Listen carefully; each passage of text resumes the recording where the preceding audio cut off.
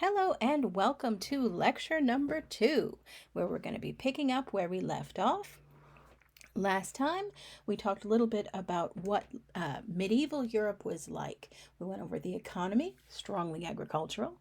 We went over politics, which was that complex system where you have that lord-vassal relationship pyramid where everybody answers to the person immediately above them, and all of their loyalties are profoundly local. We talked about how kings and emperors and other centralized leaders really struggled to maintain power, and we talked about how many people lived very profoundly local lives. They didn't travel very much, they were tied to the land, sometimes literally, and farmed, and there was not a huge amount. There was always some, but not a huge amount of trade, not a huge amount of other types of kind of non-agriculturally linked professions. And Europe lived like that, and that was more or less the condition that was predominant for hundreds of years. Also, and I want to emphasize this before we move on, the other thing that we must remember about Europe in the Middle Ages is that warfare was very much a specialist profession, where people who had special training, special equipment that the average peasant farmer couldn't have afforded, did the lion's share of the fighting. It was very unusual for peasants or farmers of any type to actually take part in warfare. They might in an emergency, but generally speaking, they did not. Okay, so with all of that, let's jump into it and talk about how life began, just the very beginnings, began to change in the 11th century. Okay, so where we left off last time, we talked a little bit about how the church and the government have this very complicated relationship in the Middle Ages, and that's not going to change for centuries and centuries. The line between church and what we think of as the job of state, the job of government, was really very blurry, and clergy held a lot of hats.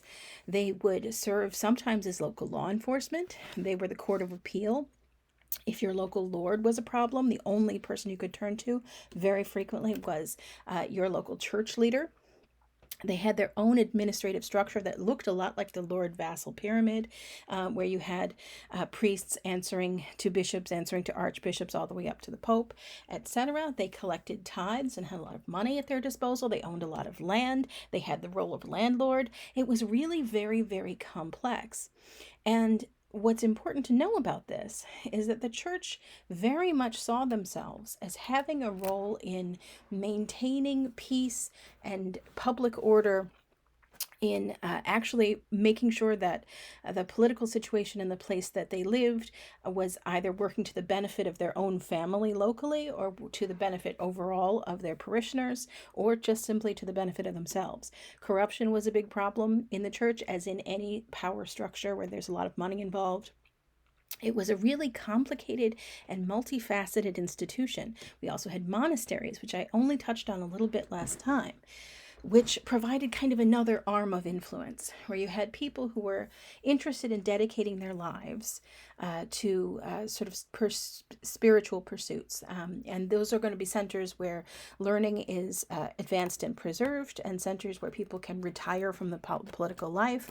In a sense, even though monasteries are supposed to be places of retreat, sort of exempt from all the sort of nasty parts of politics, nevertheless, because they provide this safety valve, a place where rich people can retire and not worry about getting assassinated, for instance, they still do play a very important political role. And the leaders of monasteries, big landowners, end up being embroiled in politics as well. So, long story short, the church and the government, the church and local leadership, all of those things are totally enmeshed and embroiled with each other. And that line is going to get even blurrier in the 11th century, or the 1000s. If you want to picture it that way. So let's talk a little bit about what happens. Okay, so as I mentioned, the church leadership had a lot of different roles, and many of those were political as well as spiritual. So they saw themselves not just as church leaders in the strictest sense, but also as people who would have a shaping hand in politics and have a deciding hand in how people actually live their day-to-day lives. And they saw that as something that was crucial to their job. This happened not just at the local level, but at the highest levels of the church as well. Okay, so the leaders of the church have their own ideas about what the role of the church should be and how it should interact with political leadership. And this undergoes a lot of change over the centuries. And so to give you a little bit of background, let me talk a little bit about the job of the Pope and how the Pope came to be so important. And in order to do that, we're going to back up a little bit in time. And I'm just going to give you the brief outline here. But if you back up to the year 445, if you look at the picture on the left, that's a picture of Leo I. He was a bishop of Rome. That's the official title of the Pope in 445. And in that year, he gets into a big throwdown, knockdown, drag-out fight with the Bishop of Constantinople and Alexandria and a few others. They get into an argument about a point of doctrine, which you don't have to know all the details of, but they get into a big fight. And this is quite common. The major cities around the old Roman Empire have important bishops in them. But the most important bishops of all are people who occupy what are known as Apostolic Seas. You don't necessarily have to remember that. But there are 5 of them, 4 real ones and a kind of fakey one. And they are places where, by Christian tradition, apostles of Jesus settled and founded Christian communities. Rome is one of them. That's where St. Peter ended up, according to Christian tradition. The others are Alexandria, Antioch, Jerusalem, logically enough, and then that last 5th kind of fakey one, that's Constantinople. Constantinople is the new Rome, according to the Emperor Constantine back in the early 300s, when he decided he was going to move the capital because the West was too difficult to defend. It was poorer, didn't have as many people in it. He's going to move the capital to Constantinople, which is now Istanbul. So it's kind of right there on the European side is where Constantinople was. So kind of between modern sort of Greece and Turkey there. And he moves the capital to Constantinople, and because he's the emperor, Constantine felt that he had the right to tell the church what to do. This is a notion called Cesaro Papism. It absolutely was the norm in the later Roman Empire. They believed that because they were emperor, because they were the political leaders, they should be able to tell the religious structure, in this case, church, the Catholic Church, what to do ultimately, who was going to be bishop, who was going to be in charge of this and that, what the doctrine should be, kind of when it came boiling right down to it. Emperors felt they had the right to make these decisions. And so years had passed. It's now 445. And Leo is the Bishop of Rome. But the Bishop of Constantinople, the reason I call it kind of the fakey one is that there was no Christian tradition of an apostle settling there and creating a Christian community. Instead, it gets lumped in as equal to Rome, and the Bishop of Constantinople being equal to Rome and Jerusalem and Antioch and Edessa. Oh, not sorry, Edessa, but and Alexandria. On the grounds that, and this is where it's shaky, Constantinople is the new Rome, and so therefore their bishop is equal to the bishop of the old Rome. That was the argument. It was a little bit of a stretch. Anyway, Leo, the bishop of old Rome, isn't super thrilled with this idea. There's a big fight, as there constantly is, among the leaders of these very important cities and these important Christian communities. And in this big fight, Leo is kind of scrambling around for some argument he can make as to why his opinion should count more than everyone else's opinion. And he latches on to an idea that no bishop of Rome had thought of previously. It's something nobody had mentioned. And as I just said before, by Christian tradition, the first bishop of Rome, the first leader of a Christian community in Rome, was St. Peter, the apostle of Jesus. So it's been 400 plus years since St. Peter was executed and martyred in Rome. So for 400 years, the Bishop of Rome said nothing about any of this. But Leo comes up with this grand new idea. Ready? Brace yourself. He says, look, I am the person who is in St. Peter's job now. I've inherited the job of St. Peter. He was Bishop of Rome. Now I'm Bishop of Rome. And the rest of you should care about that because, and he whips out his Bible and he opens to the book of Matthew. There's a bit of the passage in the book of Matthew, and I'm going to paraphrase it for you here. In this little book here, in this little part, Jesus is talking to Peter.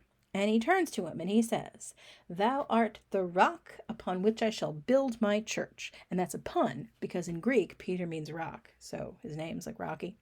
And beyond being a pun, and beyond that, that's pretty good. He's like, but wait, it goes on.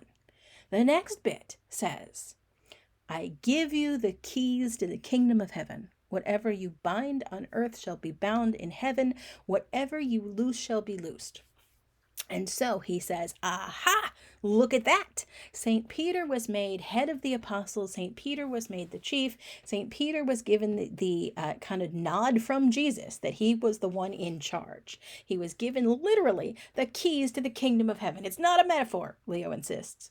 He's like, they're real keys. I mean, not physical keys, but, spiritual keys. And I have inherited not just the job of St. Peter, I have inherited the keys to the kingdom of heaven. So if I say you're excommunicated, kicked out of the church, no one talks to you anymore. That's literally what it means. If I kick you out of the church and you happen to die, guess what? Too bad, so sad. You're not going to heaven, because I'm going to take my keys and I'm going to lock you out. That's how it works. I have that power. Nobody else does. So if we get into an argument about exact nature of the Trinity, or whether Jesus's nature was dual, meaning he was both equally human and equally divine, or one thing or another, if we get into an argument about it, I'm right and you should listen to me. That's what Leo argues in 445. It's worth noting that he makes this argument, and it comes to be known as the Petrine doctrine. Popes after him are going to trot it out whenever they have a big fight with somebody. But nobody in 445 listens. They don't care. They're like, yeah, whatever, Leo. The emperor lives in my city. I'm going to do what I want to do. I'm not listening to you, so there. But it's a precedent. Leo makes it. The other guy there on the right, Gelasius, is an even more interesting position than Leo. 50 years or so have passed. And what's happened politically in the Roman Empire is that there's been a lot of chaos. The West has more or less crumbled. It's fallen apart. There was for a while an emperor in the East and an emperor in the West. We're not going to get into all that detail. But the emperor in the West has fallen into disarray. He's dead. There isn't a real replacement. There was a whole bunch of civil war. Everything has been chaos for years. And then a guy named Theoderic the Ostrogoth invades. You don't have to remember him. But he invades, and he actually sounds like a hairy barbarian. And in some ways he was. But he spent most of his sort of years growing up as a hostage in Constantinople, and he knows very, very well how to run an administration. And intriguingly enough, this is an interesting side note, he was not a Catholic, technically. He was Christian, as were all of his followers, but he invaded his people, came inside. Well, they didn't really invade, they were invited. But his people entered the Roman Empire at a time when one of the emperors followed a doctrine known as Aryanism. It has nothing to do with that like Nazi racial business. Aryanism is just named after a bishop named Arius. And Arius had a view of the Trinity that was a little bit different. You don't have to remember the details. It just was different. And so for a while that was popular, and that's what the emperor believed. And so when the Ostrogoths entered the empire and converted to Christianity, they're like, okay, we'll go with that.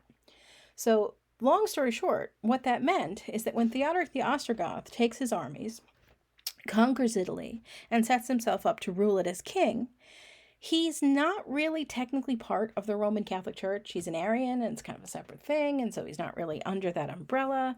And you would imagine this would go bad. There's a hairy barbarian. He's not really a member of the church. This should be bad for the Pope, right? No.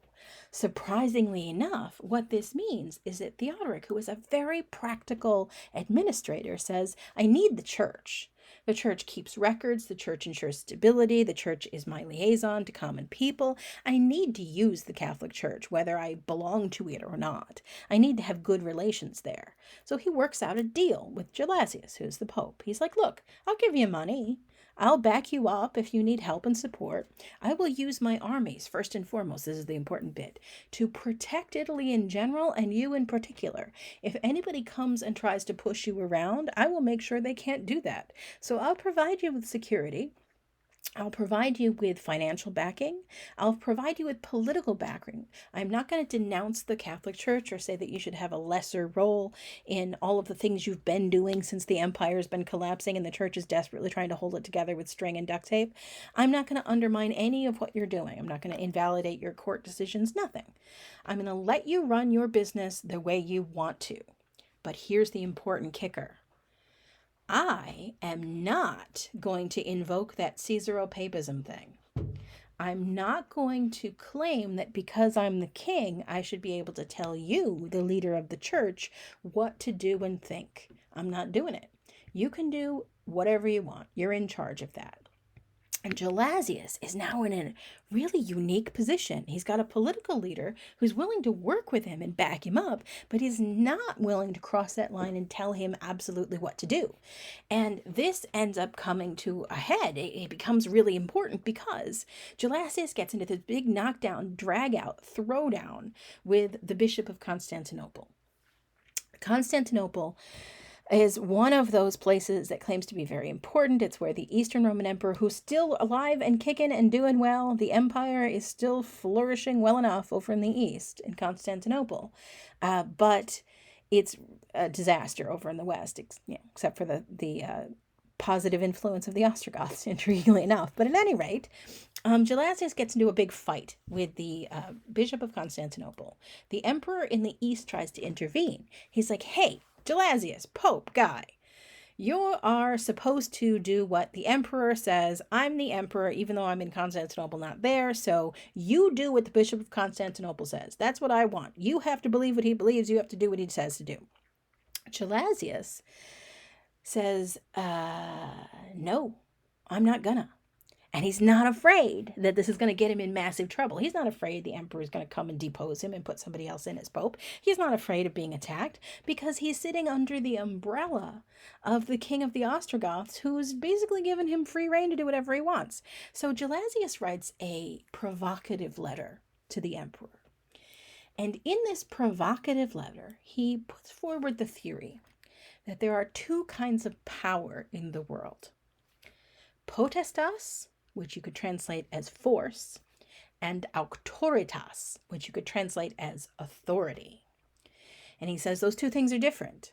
If you have force, if you have potestas, that means that if somebody defies you or isn't doing what you want one way or another, you can make them do it with force. So if you have a stick, you can hit them with it till they do what you say. If you have an army, you can slaughter them until they agree to do what you want. That's one kind of power. The other kind of power, he says, is authority. That's where you don't have a stick or an army or anything else. You can't force people to do what you say, but they do anyhow because they acknowledge that you have the right to make the proclamations that you make, that you have the right to make decisions, and they agree to abide by them out of respect for you. That's authority. So nothing would happen to them if they didn't do what you said, but they do it anyhow because they have so much respect. Now, take a wild guess which of those two types of power Gelasius claims that he, Bishop of Rome, has. Dun, dun, dun, it's authority. He claims that he has authority, not potestas. Which kind of power does the emperor have? He has potestas. He has force. And of those two, this is where it gets really provocative. Gelasius says, look, if it comes down to it, which is truly the greatest kind of power? Which is more important? If you are, as a good Christian, are thinking about your spiritual life, if you're thinking about the afterlife, if you're thinking about how to be a good person, and you have a conflict between force and authority, if there's one person who can make you do stuff, and that's why you're doing it, versus a person who you acknowledge has the right to ask something of you, if a conflict should arise, Gelasius heavily suggests, authority is the superior kind of power. It's the morally superior choice. So if a person has to make a call, they should side with the person that they acknowledge as an authority over the person who has physical force. So, as you can imagine, he writes this all down, sends it to the emperor, and basically says, in not so many words, my power is more important than yours. I outrank you. The emperor is ticked off, but what can he do about it? Nothing. So here we are. We have the foundation in these two people way back in the 400s. We have Leo, who suggests that the Pope should be the leader of all Christianity because of the doctrine of the keys, where he's inherited the keys of the kingdom of heaven. You have Gelasius, who says that there's two kinds of power in the world: the power that the church has, the power that the king has or the emperor has, and of those two, the church is superior. So this is the foundation that popes are going to be working with going forward. Okay, so here we have a map that shows you a little bit what the political situation looked like around 1090 in Europe. So we're fast forwarding. Last we were talking about with those popes, they were in the 400s, late 400s. Now we're zooming forward 500 years, where Europe has converted to Christianity largely during this time. You have kings, you had the Empire of Charlemagne rise and fall, all that kind of stuff has happened. And now this is what the political situation more or less looks like. That big kind of tan bit in the enter that says the German Empire. This is sometimes referred to as the Holy Roman Empire. That's usually what it's referred to as. That's a title that was borrowed from Charlemagne. We're not going to get into all of that. You have various other kingdoms. You see the Kingdom of France is a bit smaller than it is today, not shaped exactly the same. You have some England, Scotland, the Irish. You have Spain that's divided, and this is something I want to point out. Everywhere you see that's green. So North Africa, what we would consider the Persian Gulf, the Arabian Peninsula, Turkey, Syria, some of modern Iran. All of that is being ruled by various groups, which are all predominantly Muslim. I say predominantly among the ruling class. That doesn't mean that these are not mixed areas where you have all kinds of people.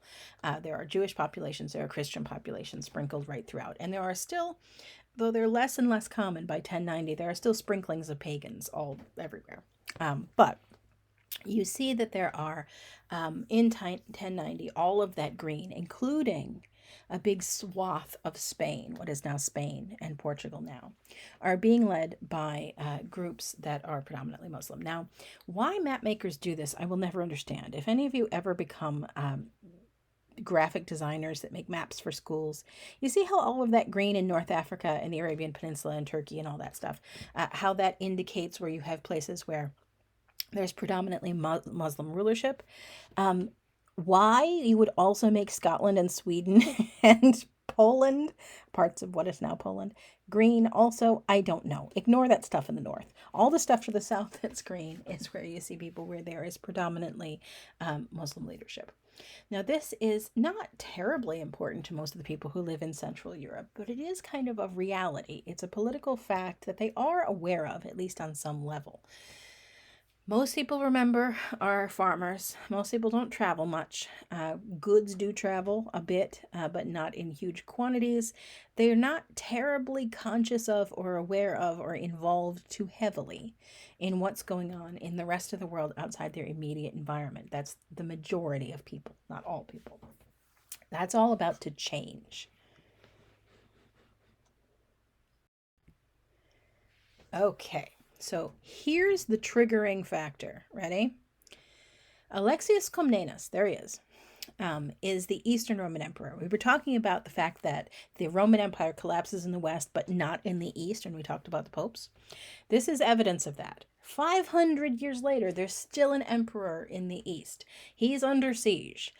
He's lost territory and lost territory and lost territory. Groups like the Seljuk Turks in particular are pushing him hard. He's losing ground and he's desperate. And so he starts sending letters out to anybody he thinks might help him out. One of those letters in 1093 goes to the Pope. Now, in it, Alexius Comnenus spells out what a disaster everything's been. He talks about towns that are predominantly Christian, and again, that's a little bit iffy. Everything in this part of the world, the Eastern Roman Empire, is a bit cosmopolitan. There's all kinds of people. But he talks about towns that are predominantly Christian, cities that are predominantly Christian, great kind of anchors of the great ancient Christian world, places like Antioch, which was an Apostolic See. Edessa, an important Christian city, various others as well. He sends all these lurid accounts of how people are being conquered. It is a conquest, and being forced into this Seljuk Turkish rule, and how horrible it is. And shouldn't the Pope, as a fellow Christian, take an interest and do something about that? Now, what Alexius Comnenus is hoping for when he sends this letter to the Pope is money. He's hoping that the Pope, because he knows the Pope doesn't have an army, he's hoping that the Pope will send him money, or maybe perhaps supplies, or possibly even hire a mercenary army to come help him out and bolster his defenses. Maybe at best, at the longest stretch, the Pope might use his influence to encourage other people in Europe, perhaps, who were thinking about joining up with the Eastern Roman Emperor to do so. That's not as far-fetched as you might imagine. For some centuries, there was a long tradition of particularly Norse countries where there was the sort of classic Viking. One of the places that the Vikings did a lot of their business, actually, was Constantinople and towns along the Black Sea. They would move through the Russian river system and do their sort of trading and unload their loot and slaves and everything else that they had gathered up during their raiding.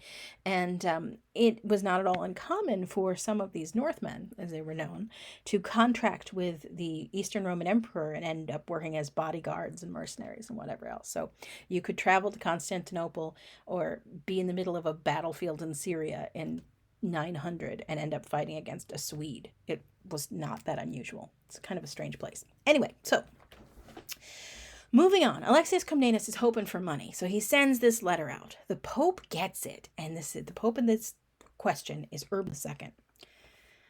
He gets this letter and he has an idea. It's a brainstorm. He's like, aha! I've come up with this fabulous idea. I have problems here in Europe. I can use this as a way to kill two birds with one stone. And we're going to talk about this when we talk about the reading for this week in more detail. But basically, Urban is confronting some complications at home. Remember how the kings and emperors are not terribly powerful and all the local lords are doing their own thing? Well, that's a problem. And increasingly in the 11th century or the 1000s, it's always one down, in the 11th century, it's causing more and more chaos. What's happening, I'm trying to figure out how to say this as succinctly as possible. What's happening is especially you have a whole class of ruffians, for lack of a better word. They're people who have trained in warfare. They own armor, they have advanced training. Very often they're the younger sons of nobles, mostly minor nobles, but sometimes fairly major nobles. And in order to keep the family prosperous and powerful and not split up their wealth, increasingly what's been being done in the 11th century is that the land is being, and titles are being passed kind of intact to one of the sons. It's not always the oldest one. But it's being held together as much as possible. So one son will inherit when dad dies. And the others will hope that they get a little cash. They'll hope they'll get maybe a minor property. But what happens is that you have nobles having several sons because they want to make sure that if any of them die in warfare or disease or whatever, they have someone to inherit.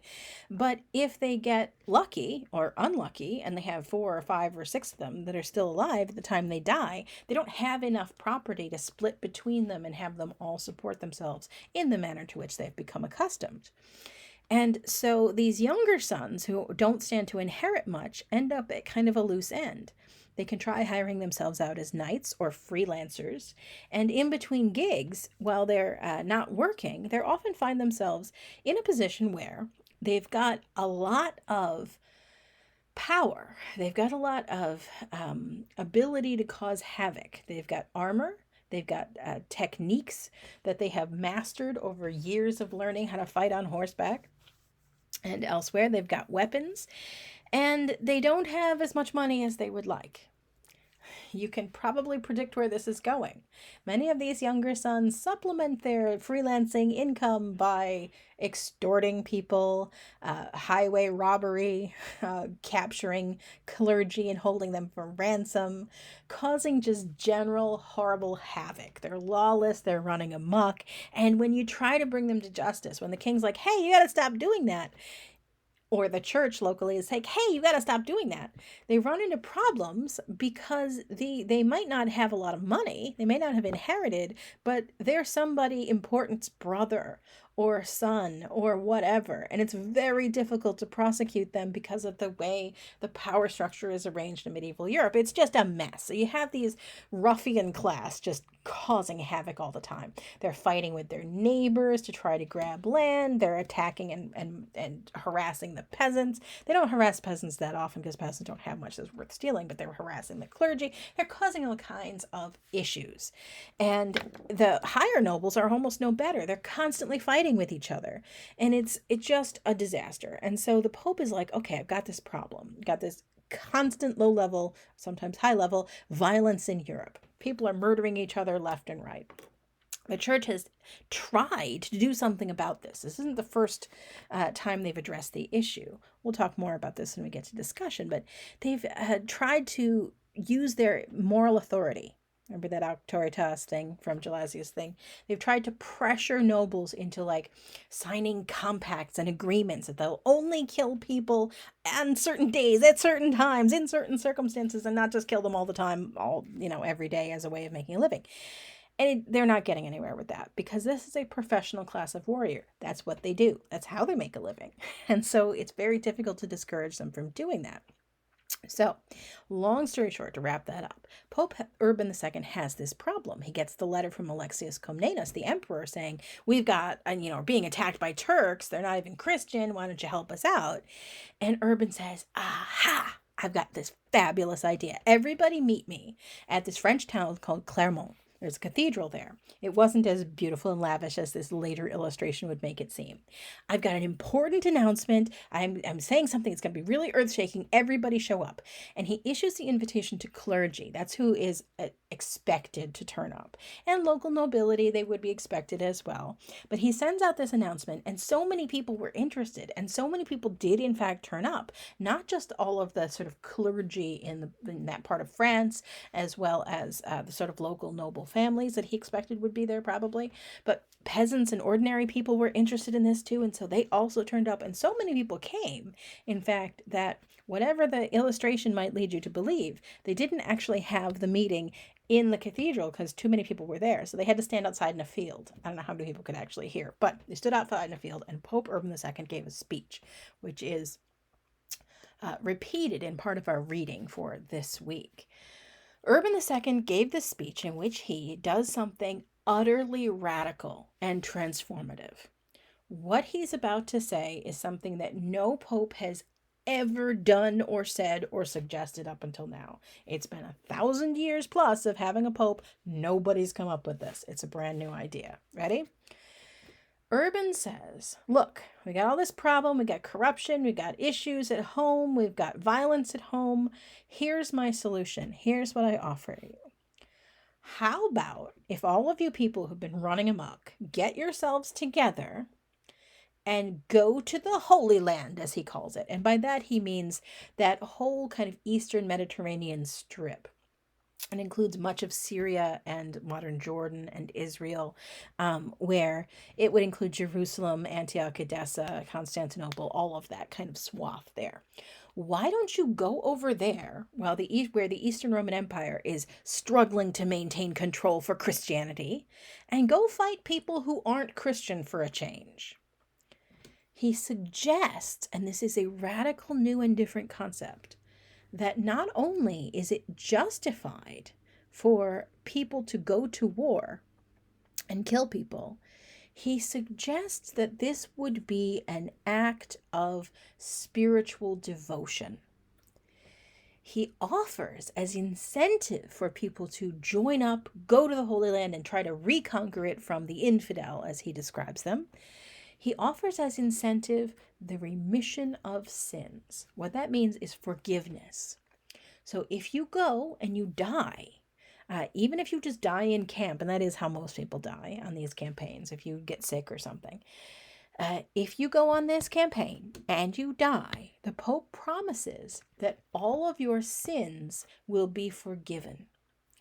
And with all of your sins forgiven, guess where you go if you die? That's right, folks. He promises people that if they die on this campaign, they will go to heaven. And if they don't die, they still get this reward that all of the sins they have committed in their life will be forgiven them as by this act of penance. This is what's really radical about the whole idea of crusade as it comes to be known. The word crusade comes from cruce, which is the cross that people who are going to participate in this are going to sew on their clothes to indicate they're on this holy mission as they see it. But this is why the crusade is a radical concept. The Pope here has equated participation in this war, and it is an aggressive war. This is not something like there was bad relations between Europe and the Seljuk Turks. The Seljuk Turks were not really aware of people in France, and people in France were not really aware of the Seljuk Turks. It was not like there was something going on between them. This was out of the left field for the people who are going to actually live in the Holy Land. It's a radical concept because what the Pope has done here by offering forgiveness of sins as a reward for participating in warfare is he said that warfare is morally equivalent in this case to other types of Christian devotion that could earn you that. So it's morally equivalent to pilgrimage. It's morally equivalent to prayer. It's a shocking notion, and in some ways it illustrates something that is a very important reality about the sort of political, religious, and social life of medieval Europe.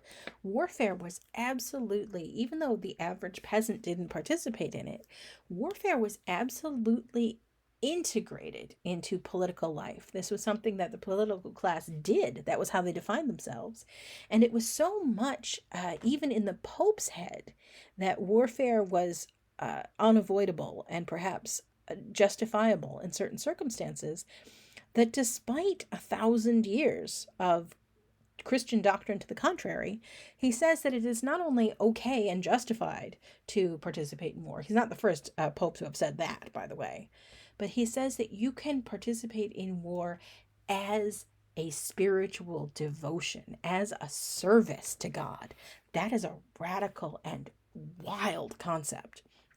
And he says it to a bunch of people who are, believe me, ready to hear it. If you've been fighting as one of these nobles all your life, and that's your job and your purpose, and if you're one of this ruffian class that kills people all the time, and you've been told your whole life that you're probably going to go to hell unless you can figure something out because you're killing people right and left, and you've got to do something, and you've got to get your sins forgiven, there was a constant anxiety there. And for the Pope to stand up and say, you can do this, you can participate in a war, your sins will be forgiven, it's not only okay, but God commands you to do it. He literally says God commands you.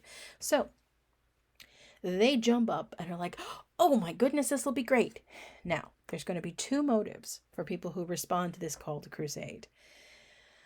One is that you have people who are going to be in it for what Pope Urban II perfectly well understood were bad motives. There are people who are in it for wealth. They see this as an opportunity to go on campaign, gather up loot and treasure, make themselves rich, conquer territory, and rule it. That's what their goal is. There's also going to be an interesting twist. A great number of people are going to hear this call to crusade, and they're going to be moved to act based on their Christian, as they see it, sensibilities. They're going to feel like this is a call from God in a literal sense, that they should do this. They should rescue the Christians in the Holy Land. They should retake them. They should do this as a spiritual act. And in many ways, Urban II did not anticipate this. He gives this speech figuring he's going to get the same kind of cynical reaction he always gets when he gives these speeches about how you got to stop slaughtering your neighbors. Well, the ruffian class of nobles doesn't want to hear that. That's what they do for a living. So they're like, yeah, okay, we promise to stop slaughtering people, but then they don't. he was figuring that's about the response he'd get, where they're like, oh, loot, cool, we'll be in on that. He's expecting the nobles, that ruffian class, to get out of his hair, to gather themselves up, go fight people in Turkey, and stop being his problem. That's what the Urban II's goal was. That was his whole idea. What he gets is not at all what he thought he was going to get. Ordinary people, peasants, people who have no business fighting in wars, who have no experience, who have no weapons, who have no equipment, who have no know-how, who don't understand the logistics of it, hear this and they're like, oh, this applies to me. Now, how they hear this, some of them were there at Clermont, a few, relatively speaking, and the rest of them hear this because the Pope sent out messengers after his speech at Clermont to repeat what he said. It was more or less recorded at the time. Obviously, it's not recorded electronically or anything, but people wrote down what he said. And there are a number of versions of it that survive because it was circulated so widely. And so it was circulated around Europe and preached from the pulpit. And so another priest would stand up and say, we got this message from the Pope. This is what he says. If you go and fight in the Holy Land, you'll get forgiveness of your sins. And our Christian brethren are suffering. And we've got to do something. And peasants said, that means me too. I too should go on this fight. I should dedicate myself, get forgiveness of my sins, go on adventure, possibly make myself rich. But mostly, I'm called as my spiritual duty to participate in this. And there's a wave of ordinary people who really have no part in traditional medieval warfare, who raise their hands, join up, start forming a mob, and start marching toward Constantinople on foot from France. Now they're going to walk there. That's their plan. Now everybody's going to get there one way or another, either on ship or walking the whole way. But in this case, it's a bit staggering to anticipate. You've got these people in France that are just like, we're going, man, that's us. We don't know what we're doing, but here we go. And they just form themselves a mob and start walking their way toward Constantinople. This is shocking. The Pope didn't see this coming. It illustrates something that he was himself not aware of. That auctoritas business, that authority where you don't really have any power to make people do things, but you don't have any force to back yourself up, but you say it and they do it because they respect you. This is working in a way he hadn't anticipated. He told people to go to war. He didn't really mean the peasants, but they're like, we're doing it. And he's like, oh, I have basically instant army at my disposal. I've got peasants willing to do what I say versus what their lords say. The lords also felt some pressure to let people go because they're like, oh, well, if they're on a holy war, I guess we'll all do that. I can't really object. It was shocking. And it was shocking to the nobles of Europe as well. They're like, the Pope can just do that? That's an interesting turn of events. I don't know what this means for our relative power. Meanwhile, this ragged band of peasants and ruffians and a few assorted knights and freelancers sprinkled in there forms a big mob that comes to be known as the People's Crusade. They have a charismatic leader named Peter the Hermit. He was apparently a monk of some kind. It's not entirely clear what kind. And he rides a donkey, and they go marching off.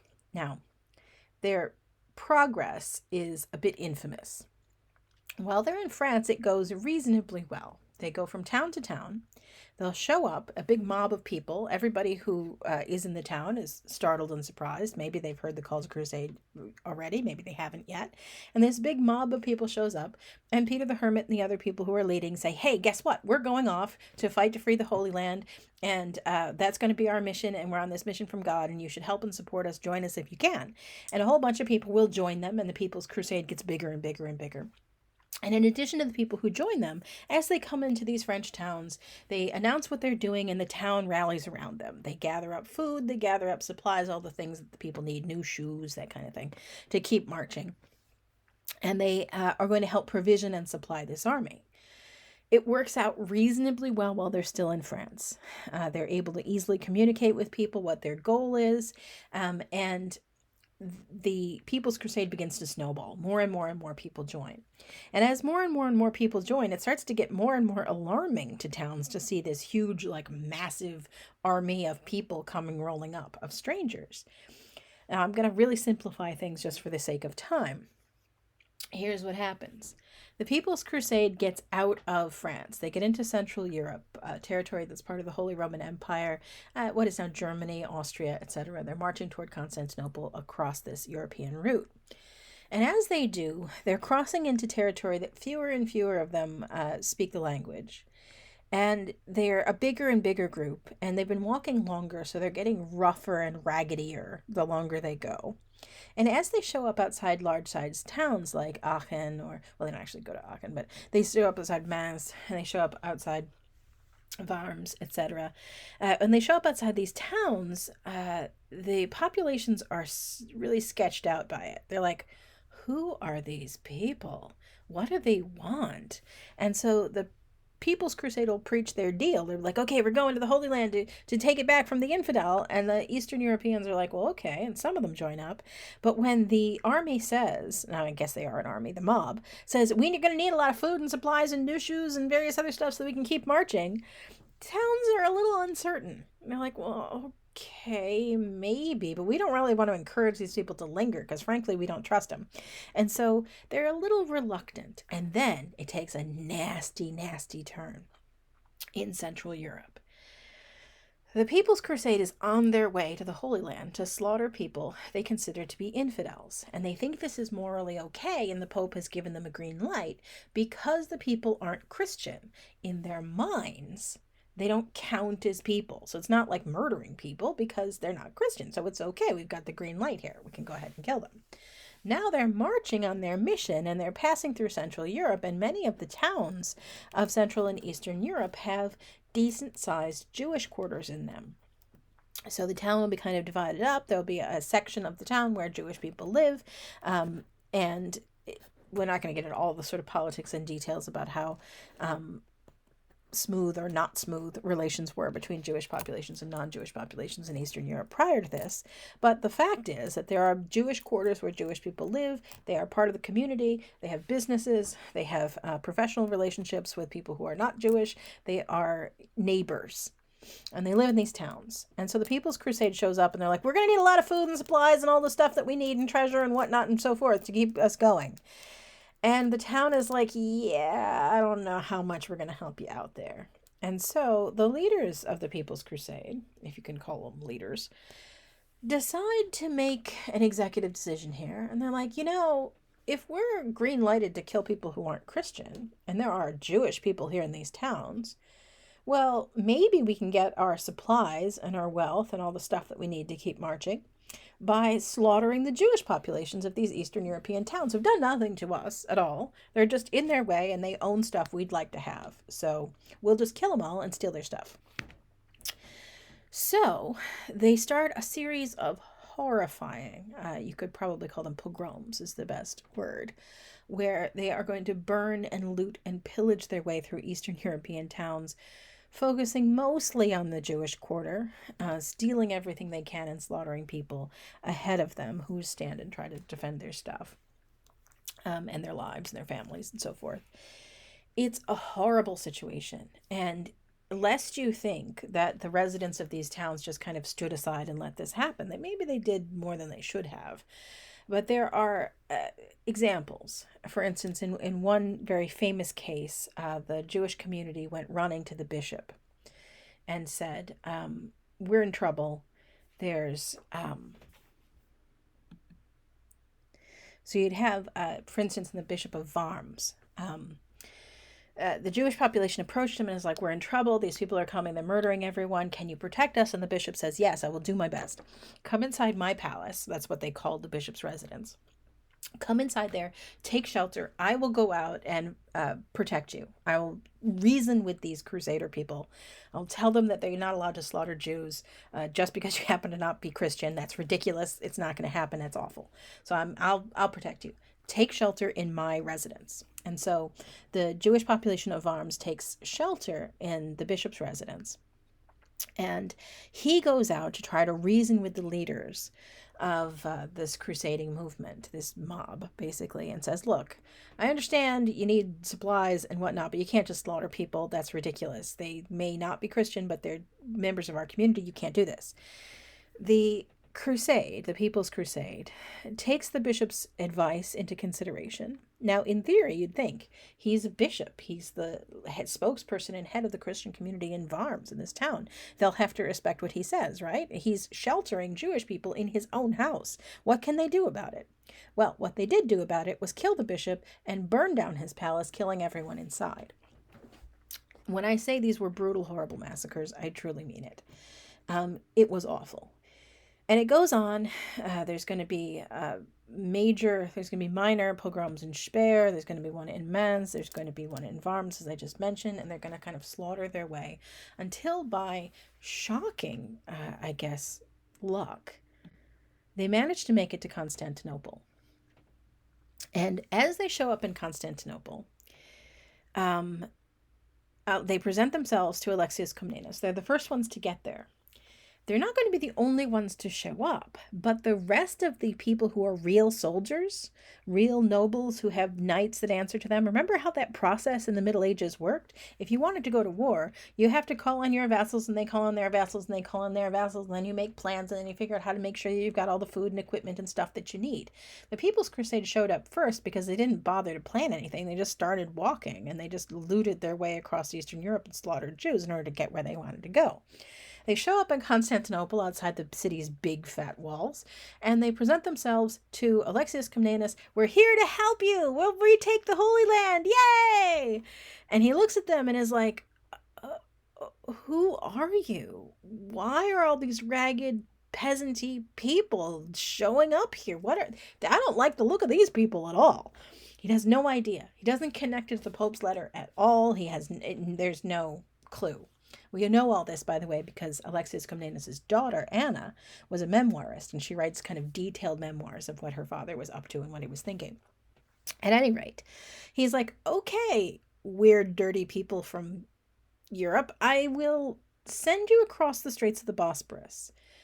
Constantinople is on the European side of a little bitty strip of water that divides Europe and Asia, broadly speaking. So the Black Sea is to the north, and then there's the Straits of the Bosporus, and then it empties into the Mediterranean Sea, ultimately on the other side. And so if you don't get across the Bosporus, you have to walk all the way around the Black Sea in order to end up and then cross through a lot of territory on the other side before you could end up in what is called the Holy Land. So in order to fight the fight, they have to get across this water. And it's not terribly far. It's less than a mile, but it's still a serious obstacle to them because they don't have a navy, they don't have boats with them, and so they can't do it on their own. So they apply to the emperor, and they're like, could you get us over there so we can retake the Holy Land? And he's like, well, I don't really want you over here, so okay. And by the way, you're not allowed inside my city. I'm going to bar the gates, and you can camp out on the lawn, as it turns out. You can be out there. Don't cause trouble, please, but you're not allowed to come in here. But I'll get together some boats, and I'll ship you across the Bosporus, and go have fun, kids.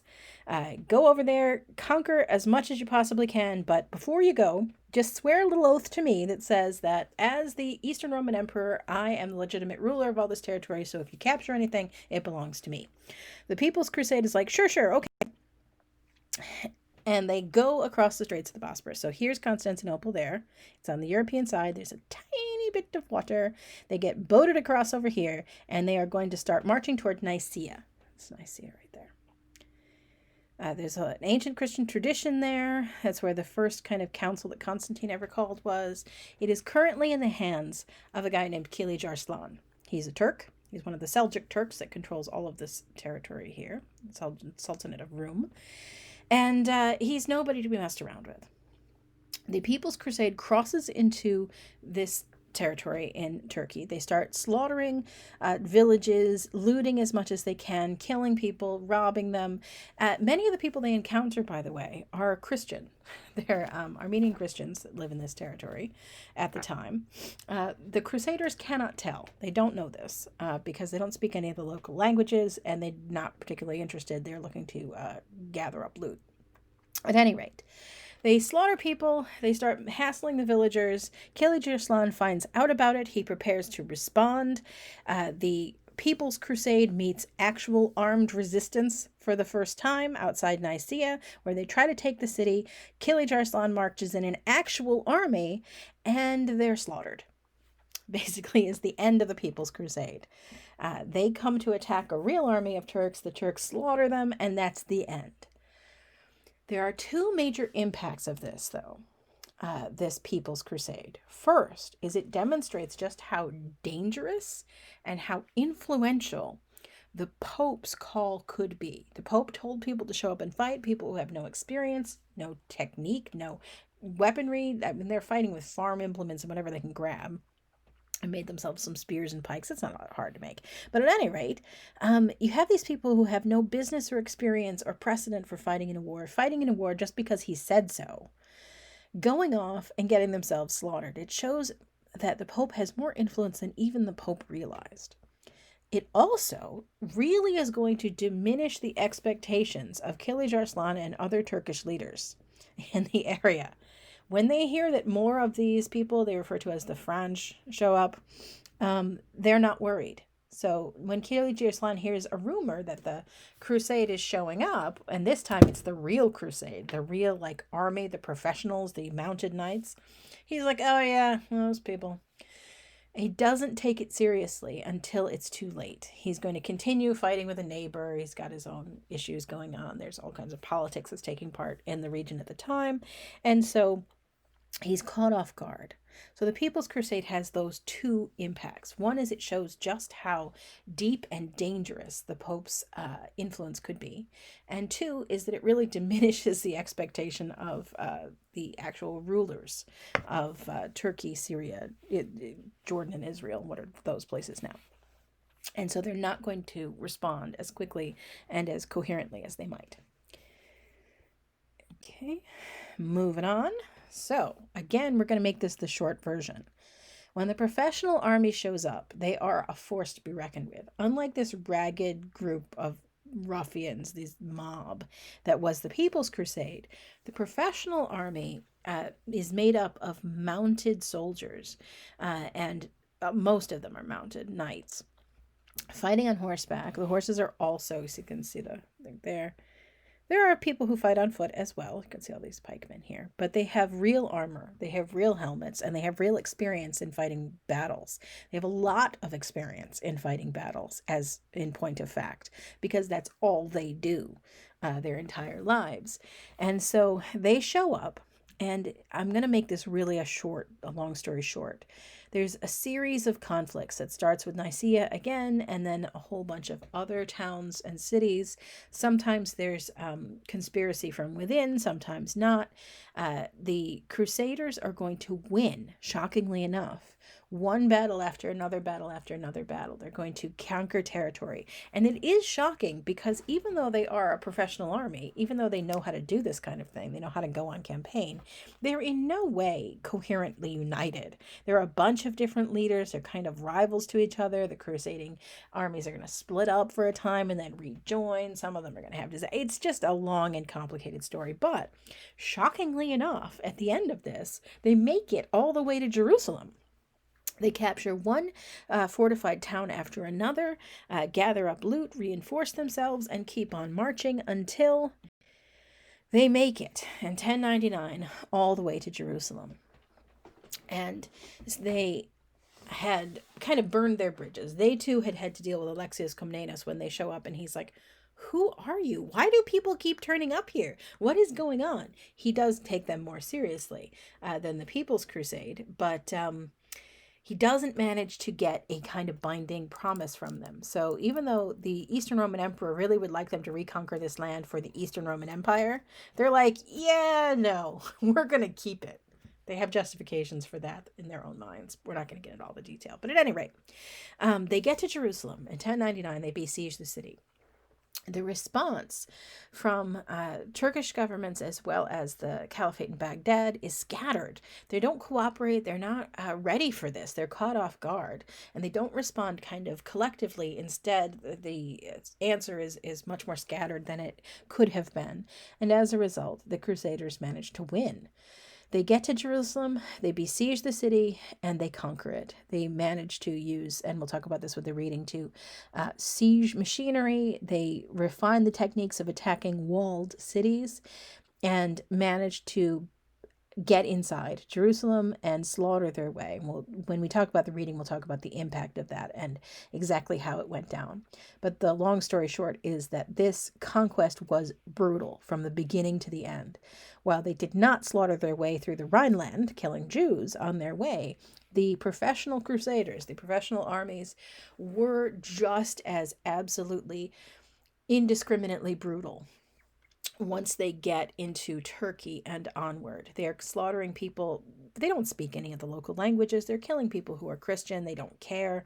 And it's not something that even really crosses their mind. And the type of warfare they practice is brutal and awful, and they just slash their way and burn their way through this territory until they get to Jerusalem. And you'd think, here we are, holiest city in Christendom. They'd have a little reverence and respect. We'll talk about that when we talk about the reading. Nope. They wade through the blood, as they say in their own accounts of what they were up to. At any rate, they capture it. And this is in many ways the culmination and reflection of exactly what medieval warfare is like, what the medieval mindset was like. It's very insular. They're not really aware of the broader world. They fight their own style. They have their own strengths, I guess, but they have a lot of weaknesses as well in terms of their general understanding, administrative techniques, and all of the stuff that they've got going on. And success in many ways, even though the crusade itself is an encapsulation of the absolute kind of like worst of what we think of when we think of medieval Europe, the success of the First Crusade is going to be what transforms Europe. It's going to be the thing, the impetus, the catalyst where Europe is going to begin to change. Because after they conquer Jerusalem, these crusaders, the leaders of these armies, are going to set up what are known as crusader states. They're going to establish kingdoms, they call themselves kings, and they're going to rule this territory they've just conquered. And that is going to open their eyes in a whole bunch of exciting ways. So, as I've pointed out, once they actually start to rule this territory, they realize very quickly they are in a totally new ballgame here. This is not at all like what they're used to back home in Europe. This is not just farms and everybody's kind of self-sufficient and the towns are very small. Even the biggest cities like Paris in 1090 were really quite tiny places.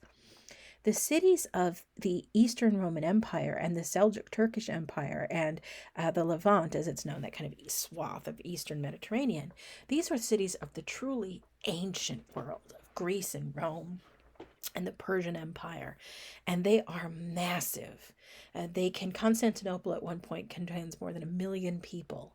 It's got a we'll get into all of the systems it has in place, but they are bustling. They're full of people, and they were not big cities because there's so much lush and beautiful farmland around them. Not at all. These are big cities because they were the hub of trade and travel. The Eastern Mediterranean was the kind of natural stopping point where trade routes from further east, India and China, might dump out into the regions that could then move goods into the Mediterranean and beyond. They'd been important trade centers for millennia at this point. And so their economy is very different. This is not a purely agricultural economy. This is an economy that is largely diversified. And because you have big cities, you have all kinds of the amenities that go with big cities. You have libraries that contain not only the most recent works, but also the works of the ancient world in Greek and Latin, and various other languages as well. There's the massive monuments. Just the visual impact of the place was staggering. Those crusaders who got to see Constantinople, the ones who get to travel through Jerusalem, they are seeing a way of living that was utterly foreign to them. You have all different kinds of people from everywhere. And once they set out to rule these cities of the ancient world that are still existing in the eastern part of what used to be the Roman Empire, they realized you've got Jewish people and Muslim people and Christian people. They all lived together in cities like Jerusalem. They had kind of separate quarters. They kind of existed side by side. You have people from elsewhere in the world all living with them. And these were the places where the greatest advances in science, mathematics, military technology, medicine, navigation, interaction with the broader world outside Europe. All of this was found in Constantinople. It was found in Jerusalem. It was found in these cities that the Crusaders had no experience with before they get there. They show up, and you can very much picture them as barbarians if you want in your mind, even though that word is very loaded. They have a lot of military experience. They're good fighters.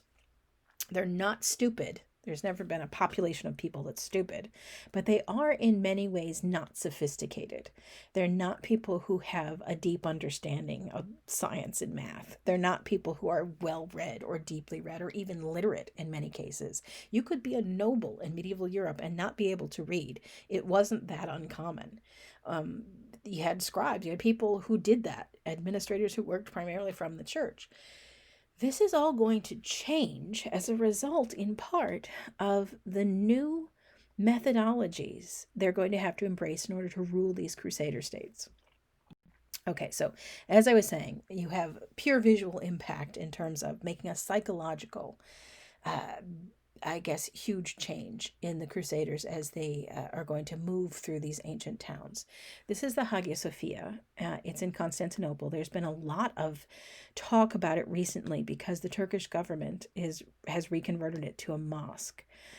For a while it was a mosque. That's what those medallions are about. And then it was sort of deconsecrated and made into a museum, and now it's being turned back into a mosque. It was originally commissioned and built as a Christian church, the largest Christian church in the world, back in the 500s by the Emperor Justinian.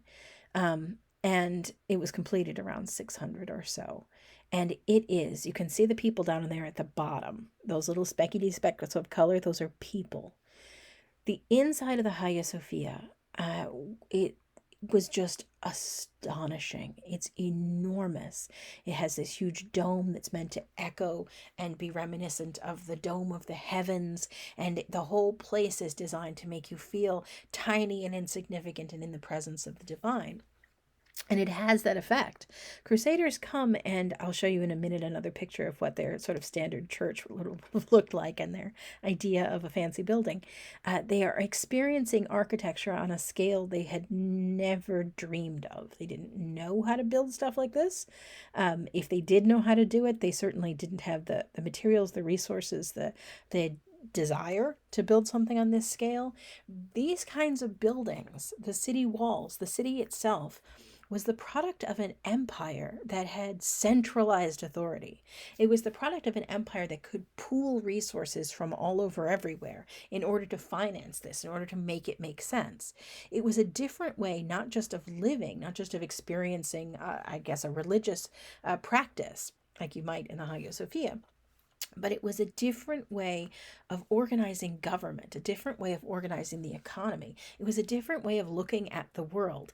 And this new different way is introduced to the people who participated in the Crusade first now. Okay, so again, there's an outside view of the Hagia Sophia.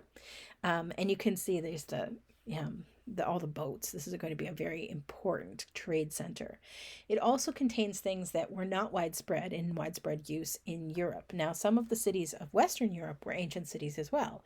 Rome and Paris, for instance, did have some sewer systems involved. Paris, not that much at this stage.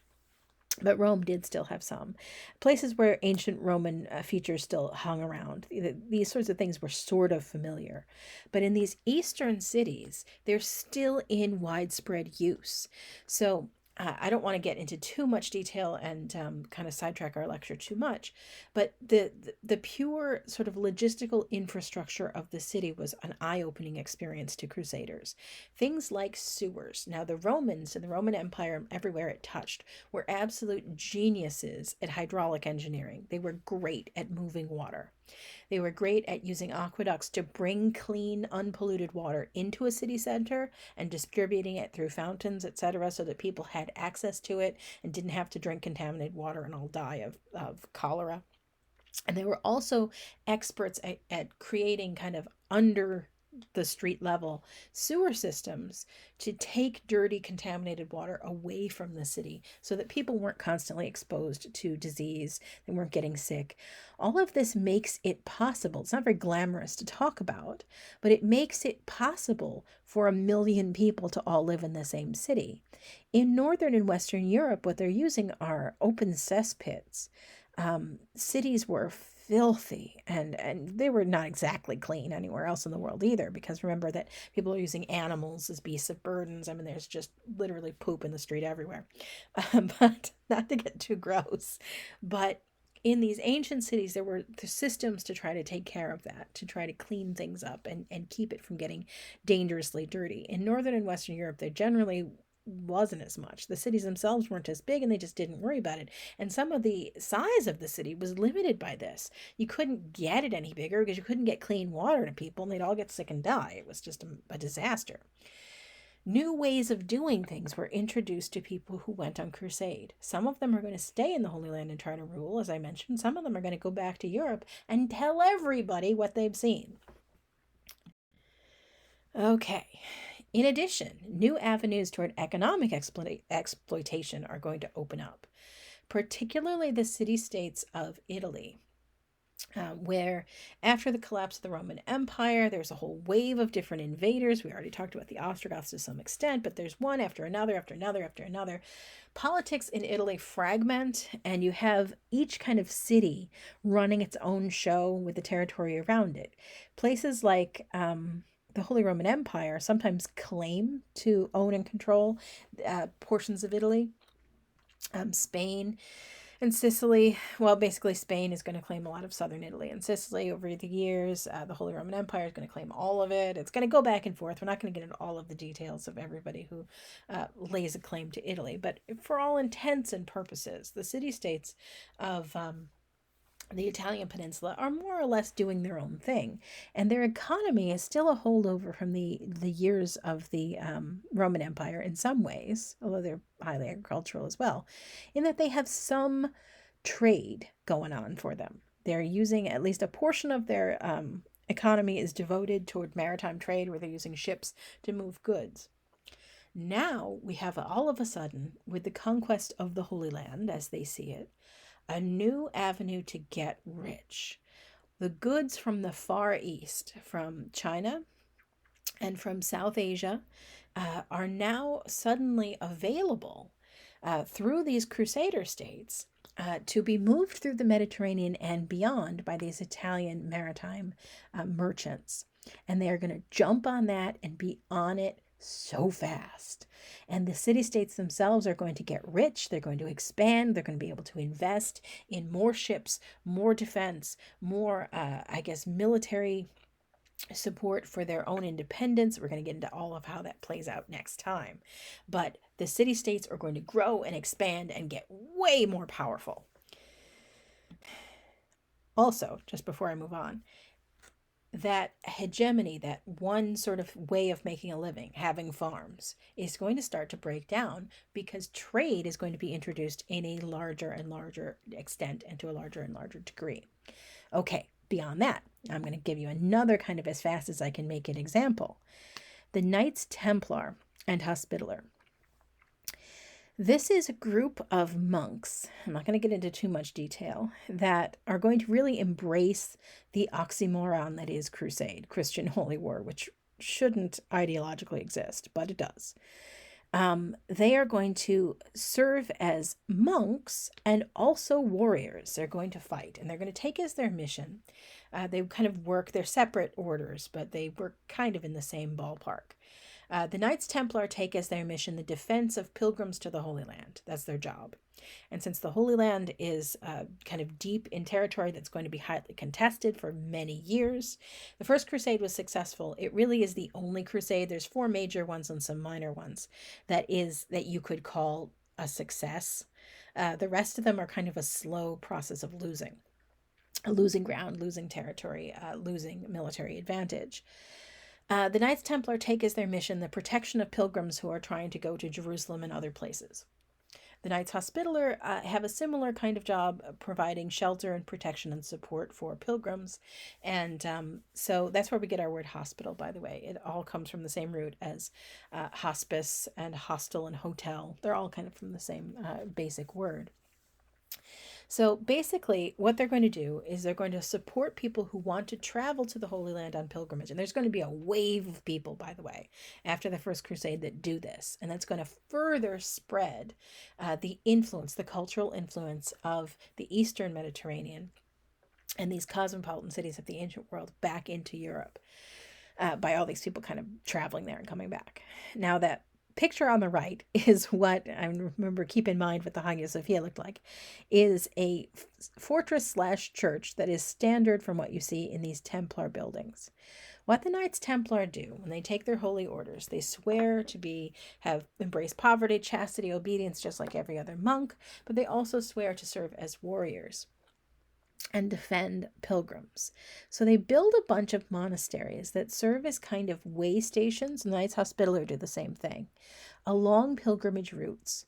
Because, remember, there's not a lot of central strong authority, because there's no civil police force at all, because law enforcement really varied depending on who the local lord was, and because you still have a ruffian class of people in Europe who are looking to supplement their income, pilgrimage routes could be excellent choices if you wanted to enrich yourself with a life of banditry.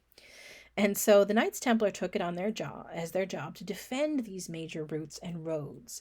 And so they would build these monasteries, which were kind of half fortress, and they would ride out, and if there were bandits or anybody else, they'd chase them down and kill them, or, chase them off and protect pilgrims who were traveling. The Knights Hospitaller did the same thing. So that if you wanted to walk and people did this, as an act of devotion from France to Jerusalem, you could stop at one of these monasteries, and the Knights Hospitaller would give you a bed and a meal and protect you and a safe place to stay overnight as you traveled as a pilgrim. Same deal with the Templars. And they had these monasteries and outposts and a presence all the way along pilgrimage routes through Europe and well into the Holy Land. Now, here's where it gets interesting. The Knights Templar, because they have these fortresses and because they have their task as protecting and supporting pilgrims, become a logical group to turn to. If let's imagine you are a prosperous peasant, and they did exist. You're a prosperous peasant and you want to travel to Jerusalem. But here's the deal. If you walk there, it's going to take you a while. It might be years before you're back. And so now you have a conundrum. If you have valuable goods and money, you want to bring some of them with you for your travel expenses, but at the same time, you don't want to bring all your goods and money with you, because what if you're robbed or you die in some strange place and your family's not going to get all of that. The people, your heirs, are never going to have access to it. But you don't want to leave it behind, because if you leave your valuables and they're gone for 2 years, you're going to get robbed. This is not going to work out. So, logically enough, you might think to yourself, well, the Knights Templar and Hospitaller, they provide shelter and services to pilgrims. Maybe I'll see if they can help me out. And so you go down and you talk to the Knights Templar, and you're like, hey, I've got some valuable stuff. I've got a fancy silver cup, and I've got some cash money here. I was wondering if maybe you would let me store it in the monastery. I'll go on my pilgrimage, and then when I come back, I'll get it back from you. And the Knights Templar say, sure, we'll do this just as a service to pilgrims. We're not going to charge you for it or anything like that. That would be wrong. So, sure, we'll just take it and put it in our vault, and we'll write you a receipt. And when you get back, you can take your stuff back. Good deal, right? Well, what if you're going on pilgrimage, you're going to be gone for a few years. You want to carry some money with you, but you've underestimated how much money you're going to need. You've gone a long time. Maybe you got robbed partway through the thing. Whatever has happened, you don't have as much money as you might want. You get to Constantinople, you see you've got lots of stuff that you can buy that you would like to buy, and you'd like to have more money one way or another. Now you've got a problem, because all of your money is stuck in the vault back in the Templar monastery. But what if This is the Crac de Chevalier in Syria. This is the Templar monastery / fortress in Syria. What if you can take the receipt that the Knights Templar wrote you back in France, show up in Syria, go to one of their fortresses there, present it to the monk in charge of the treasury and say, hey, I put in 14 silver pieces back in France. I was wondering if maybe you could advance me some money here. And the Knights Templar say, well, sure, I guess we could do that. They take the receipt, cross off 14 pieces, put 10 pieces, give 4 pieces to the guy who's asking for a little money withdrawal now, and then they go off and they send a little letter off to their monastery in France saying so-and-so, by the way, took out some money. And now, here we go. Brace yourself. What's happened is that a person has put money in one place, traveled, and withdrawn money someplace else. This is the invention of banking, and it's going to transform the economy in Europe. Okay, so beyond that, let's do a really quick, just in the next 5 minutes or so, we'll talk about some of the other impacts of the First Crusade. There's going to be a massive intellectual impact. As I mentioned, the cities of the ancient world, Constantinople, Edessa, Antioch, Jerusalem, they have libraries where the works of math and science, philosophy, religion, all of these are preserved.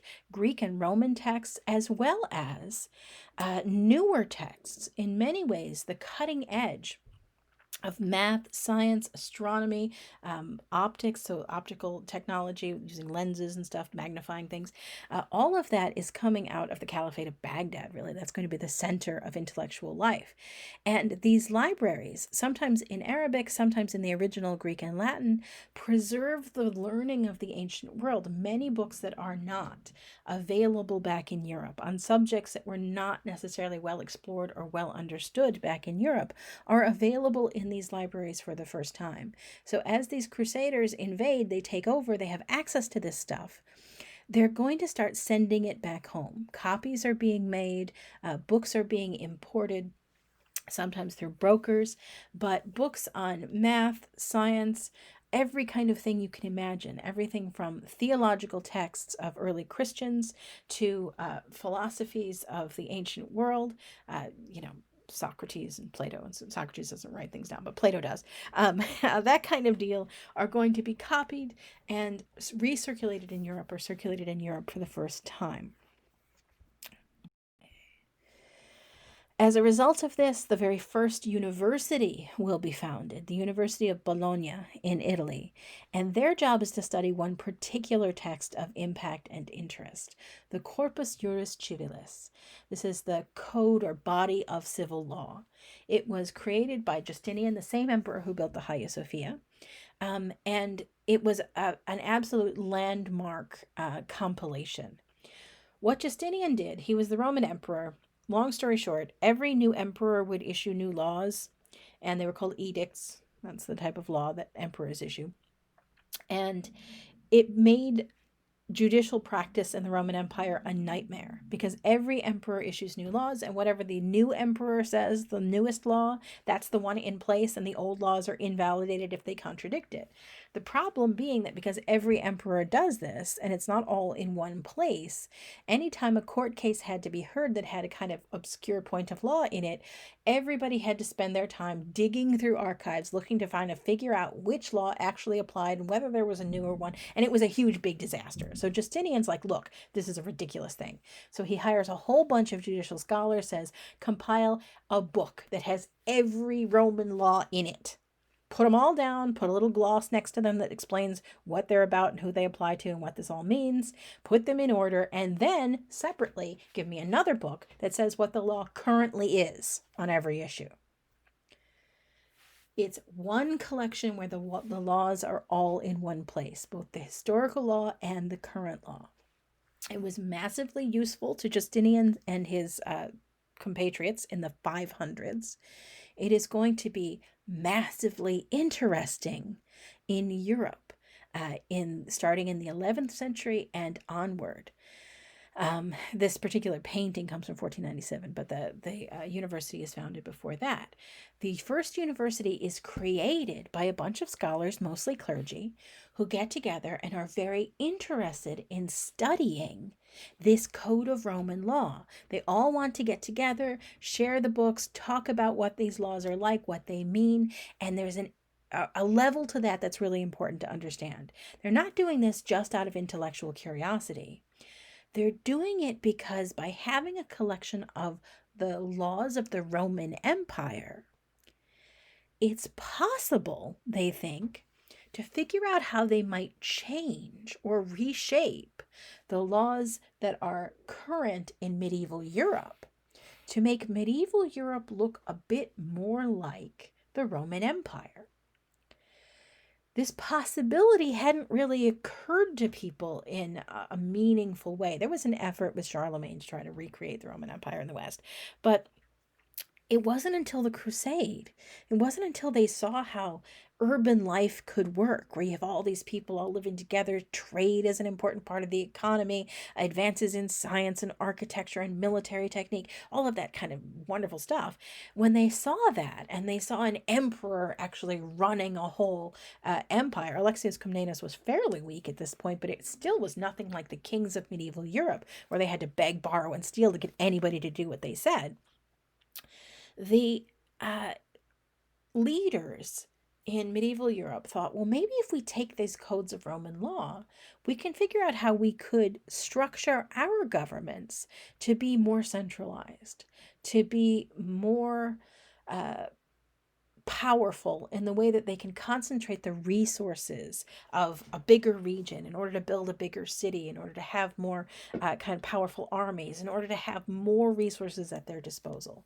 So the creation of the first university and a sort of a rekindling of interest in the learning and the texts of the ancient world are going to start transforming Europe from its medieval way of doing things into something that looks, ironically enough, more modern. Okay, speaking of being more modern, as I mentioned, the absolute cutting edge of works of mathematics, astronomy, physics, and medicine, and all kinds of other sciences are really coming out of the Arabic-speaking world at this point, and Turkish-speaking world to some extent as well. And so those texts are going to be available to Europeans really for the first time following the First Crusade. There's a high demand for them, primarily in monasteries first, but then beyond that into political leadership circles, etc. And books are going to be imported. Many of them are going to go through Spain and other Jewish intermediaries elsewhere in Europe, where and Jewish intermediaries become very important in this intellectual trade of these books, because in many communities there are people in Jewish communities who can speak the relevant languages, who can translate texts from Arabic into Latin, or Arabic into other German or other languages as well. So and there's going to be a big community in Spain that's going to be a kind of a central focus of this trade in books. It's going to come from this newly conquered land that will be known as the Holy Land, and end up moving these works of mathematics, architecture, physics, and whatnot, and moving them into Europe. And that too is going to start pushing Europe in a more modern direction. Okay, so as I mentioned, geometry, trigonometry, chemistry, astronomy, anatomy, optics, physics, medicine, literature, philosophy, mechanics, linguistics, and art are all going to be heavily influenced by the work that's being done in the lands that are now conquered and interacting with the conquered lands in the Holy Land. This is going to have massive impacts on a few sectors of society and minor but ultimately very meaningful impacts on some others. Specifically, the math stuff is going to make it possible to build in new ways. Medicine is, of course, important. We'll get to that in a bit. But also, math, part of the transformation of math in Europe at this point has directly to do with the impact of these Arabic scholars, Arabic-speaking scholars. And that boils down to Arabic numerals. Now, if you in school ever had to learn to use Roman numerals, you know what that system is like. If we were in person, I'd draw it on the board here, but you know what that system is right. I don't know if any of you have ever, for like a fun project, had to try to do math, like even relatively simple math, like multiplication and division and whatnot, with Roman numerals. But if you've ever tried that, it's, how can I put this? Highly challenging. It's very difficult to do mathematics in that kind of way. Arabic numerals are the ones that we use today.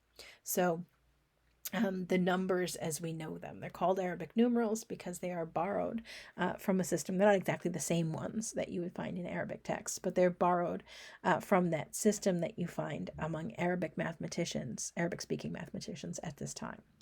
And it's going to transform people's ability to do math. And that is going to march Europe more toward the modern world. Okay, so last slide. This is the end for today. All of those impacts, the economy is going to start to change and diversify and have more impact of merchant activity.